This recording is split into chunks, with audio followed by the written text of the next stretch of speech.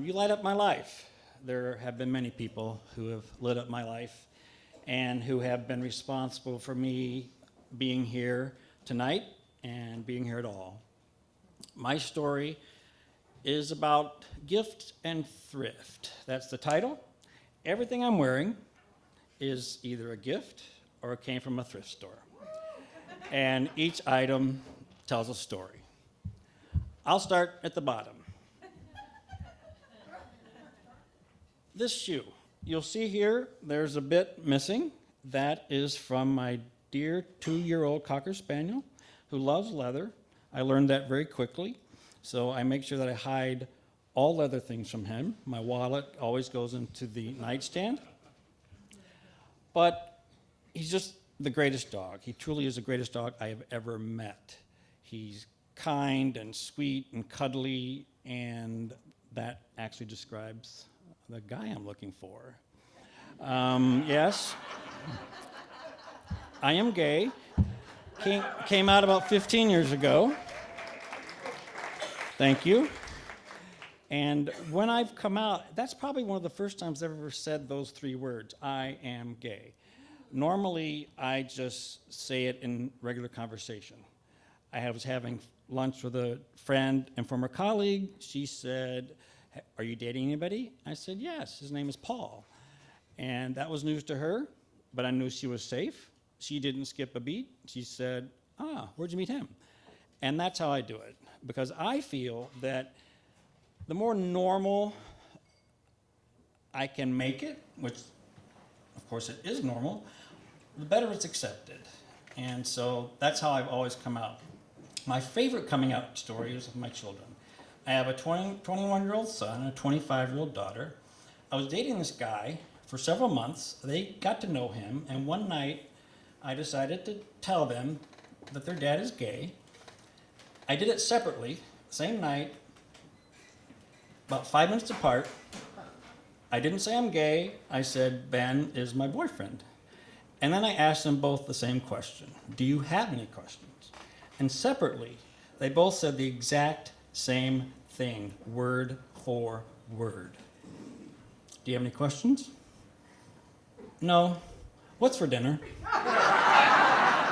So that is obviously a symbol of how cool they are.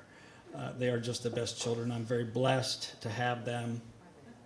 And some of my gay friends question why I came out so late in life. Well, we all do it in our own time. I certainly would not have had these children had it come out earlier. So I'm just very grateful for that. And that's how it worked for me. It was right for me. I believe that everybody should do it the way that they feel comfortable doing it. And nobody should question nor judge them for that. So that's my coming out story. Now the other boot. It's fairly ragged. I wore these to a former job, barista at Starbucks. And I also owned an ice cream and coffee shop, independent ice cream and coffee shop 11 years ago. And I did not like Starbucks. However, a friend of mine suggested I work for them, take a break from my regular career, which is pharmaceutical research. So very different. What I will say about Starbucks is that they take care of their employees. Not only do they give you benefits if you work average 20 hours per week per quarter, but also if you are in a financial situation, you cannot make your rent, you cannot pay your utilities, not medical, not legal, but rent, utilities, food, they will give you $1,000 free and clear. All I had to do was send some documents. This, tells you my financial situation. I had been with the company maybe 3 weeks, and they handed me $1,000. So I wasn't surprised that they did that because of my financial situation. It is quite bleak. It was then, and it still is. 25 years ago in drug research, I was earning just over 6 figures. I decided to stay home with my children 2 days a week for 6 years, which immediately cut my salary by 40%. During my divorce, my attorney and my therapist thought that my children might want to live with me. However, I was traveling every week for my job, and that would make things very difficult. So I got out of research, opened this small business, the ice cream shop, coffee shop that I mentioned. It lasted 2 years. It was an incredible experience. We were chosen one of the top 10 ice cream shops in the US by Good Morning America in 2007. However, when we closed in 2008, I lost my house, my 401k, my savings, my children's college funds, and filed bankruptcy. So even though it was an amazing experience, it was very costly. So obviously I'm trying to rebuild. February 17th, 2017, I came out to my employers at the time that I'm gay. And again, I didn't say I'm gay. I offered free housing. The company's based in Nashville. Offered free housing if any of my coworkers were visiting Chicago. And the way I said it was, the reason it's available is because I spent half of my time in the suburbs with my boyfriend, Mike. Another thing that I tried to do when I came out was behave the same way with men as I did with women. And I thought, well, if I were living part-time with a girlfriend in the suburbs, I'd say the exact same thing. So I came out to my colleagues, and things went south very quickly. I have 7 documented instances where I was treated differently than my straight colleagues. I have a sexual orientation discrimination lawsuit in Chicago Federal Court right now. We're going before the judge again next month. We will either discuss discovery or an out-of-court settlement. And my boyfriend at the time that this was happening asked, "Are you sure that's what's going on?" And I said, "If you can give me one other reason that they're treating me this way, I'll listen." And I said, I have to do it. I cannot let them get away with this. I cannot just stand idly and let them get away with this. So that's progressing very well because it hasn't been dismissed yet. It could have been dismissed at many different stages, so that's going very well. So let's go back to my wardrobe. My sweatpants, thrift. These were thrift. Thrift here. Funny story about these sweatpants is that I was a springboard diver in college, and of course we wore Speedos. And when we would warm up for a meet, we'd wear our practice Speedos. And then before the event, we would change into our dry meet Speedos, school colors and everything. So I was getting ready to compete in the 1-meter diving. I was standing next to the pool and ready to take my sweatpants off. And so I did. And I had forgotten to put on my meat suit. And my buddy Pete Alexander was swimming breaststroke and saw me, and he stopped and said, "What the hell are you doing?" So to this day, when I work out, I always check to make sure there's something underneath. So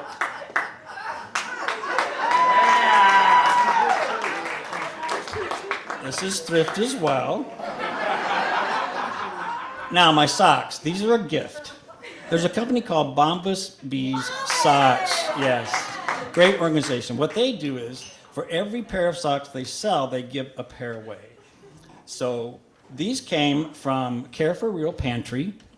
Because of my financial situation, earning 75% less than I was before I was fired for being gay, I get most of my food from a food pantry and all of my food for my dog from this pantry.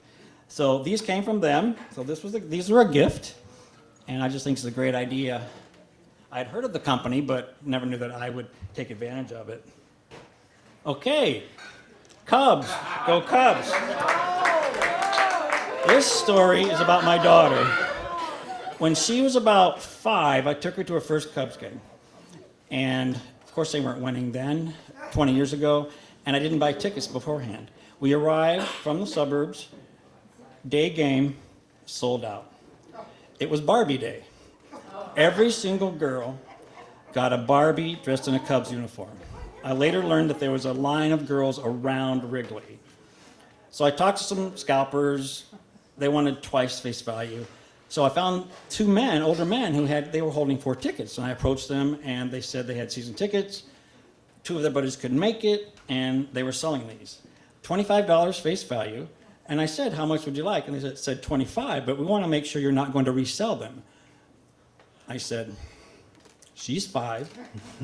We didn't come from the suburbs to make some money. So they sold us the tickets. Get this, 3rd row, just to the right of home plate. Sosa was playing. It was a Sosa-McGuire home run battle. Just amazing. So I told my daughter, you will not understand this until you're much older, but these are incredible seats. I've never had these seats this good. You will never have seats this good. And then we went to the souvenir shop. They had the Barbies there, $50. So I said, sweetie, that's way too much. So she chose, 5 years old, chose a little stuffed teddy bear with a Cubs t-shirt. I asked her last month if she still has it, and she does.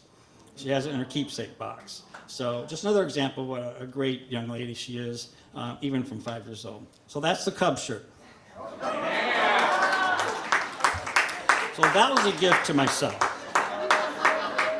All right, this watch. This is thrift again. Bought it in Lauderdale. It retails several $100s. I got it for $60.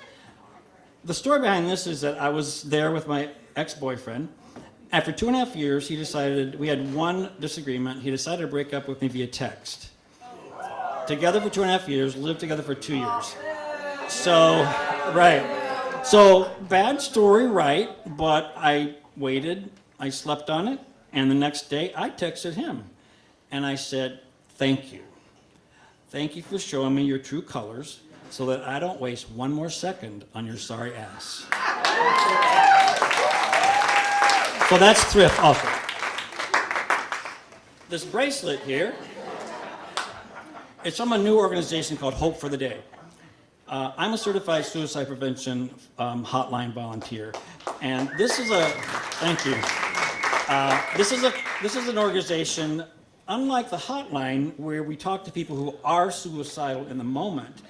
This organization tries to teach people to recognize the signs that somebody may be headed to suicide. And so I'm volunteering for them, and they gave me this. So this is a gift. All right. And I have one more. But before I get to that, I will tell you this. I wasn't sure how this was going to go. I didn't know if I was going to be crying or what. So I was never a Boy Scout, but I try to be prepared. So in case I started crying, I had some tissues. And I will say I am a grower, so the best for last. This is my most prized possession. I've owned a Mercedes before, I've owned a Rolex before. It's nothing compared to this. During my divorce,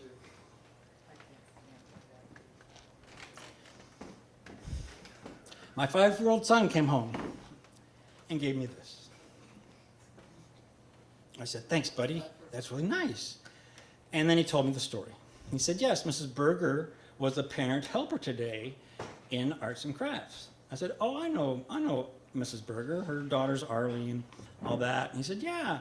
He said, she came by my table, and he made me a larger one, too, with about 50 beads. And he said, she came by my table, and she said, Ben, are those for your mom? And he said, no, they're for my dad. In the middle of a divorce from a verbally abusive woman, I did not divorce her because I'm gay. I did not come out until my divorce was final. But to be in that situation, to put my career on hold, to be home with my children 2 days a week, to have my son give me this is priceless. I never take it off. And that truly is my most valued possession. I hold on to it when I go to sleep, and it really gives me comfort. So what I'd like to leave you with is a take-home message. I'm not very religious nor theological. However, when I do go to church and listen to a minister, I like to get something to take home, something I can use for the following week. I do not believe for 1 second that this is a coincidence. The only ministers who have ever been able to get to me have been women. Beginning in the 1960s in Texas, I went with a friend to a church and a woman spoke, and I hung on every word. So I was always able to get a take-home message. So my take-home message to you is similar to what Cecilia said when she stumbled. She said she could either let it take her down or she could rise above it. We all have good things in our lives, and I hope that we can all relish in those and really keep them close to our hearts. We have bad things happen in our lives. Sometimes very bad things happen in our lives. And I do believe that we do have a choice. We can let it take us down. We can gather our troops, gather our coping mechanisms, and rise above it. I had a great therapist who added a third category to people who have been victims of abuse. First victims, then survivors, and then overcomers. Sadly, because of that bad experience, and I've had many of them, I have taken those with the help of my team to overcome them and actually become a stronger, wiser, happier person than I could ever have been had I not experienced those. And so, you light up my life. I've had many people do that in my life. And if it weren't for them and my determination to be the best dad, friend, brother, son, employee, coach that I can be, I wouldn't be here right now. So that's my take-home message. If you're having troubles, call on the troops. Don't do it alone. And ask for help whenever you need it. Thank you very much.